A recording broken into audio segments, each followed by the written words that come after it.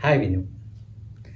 ఆడవారికి ఏంటంటే వారి భర్త అంటే ఒక వన్ స్టాప్ సొల్యూషన్‌గా ఫీల్ అవుతారు. ఏంటంటే తన ప్రేమించాలి. 3కి తన మంచిగా ఉండాలి.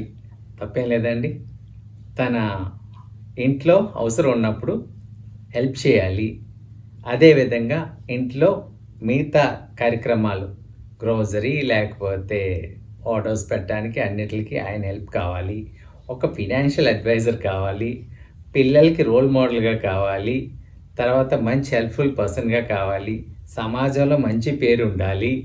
మంచి వ్యక్తి అవ్వుండాలి.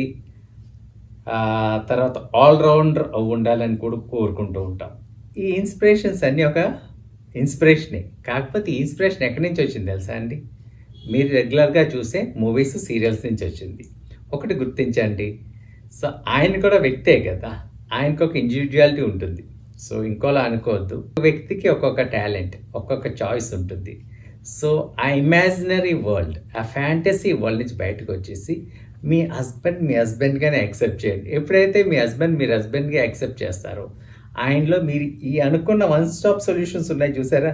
దానికన్నా ఎక్కువగా పెర్ఫార్మ్ చేయగలరు. మల్టిపుల్ చేయగలరు. ఏంటంటే మీరు ఇలాగ ఎప్పుడు కంటిన్యూయస్‌గా ఇలా మీరు ఎక్స్‌పెక్ట్ చేస్తే తన యొక్క టాలెంట్స్, తన యొక్క స్కిల్స్‌ని రిస్ట్రిక్ట్ చేయవలసిన పరిస్థితికొస్తుంది. So, everyone born in this world is having talents and everyone is unique అండి. సినిమా హీరోస్‌లా మీ హస్బెండ్స్ కాలేరు ప్లీజ్. ఒకసారి అర్థం చేసుకోండి. ఎప్పుడైతే మనం మన పార్ట్నర్‌ని లవ్ చేస్తామో, వాళ్ళని అప్రిషియేట్ చేస్తాము, మనసుని యాక్సెప్ట్ చేస్తాము, వాళ్ళ యొక్క టాలెంట్స్‌ని మనం అప్రిషియేట్ చేస్తాము, ఆ ఫ్యామిలీ సక్సెస్‌ఫుల్‌గా ఉంటుందండి. ఫ్యామిలీ అంటే ఏంటి?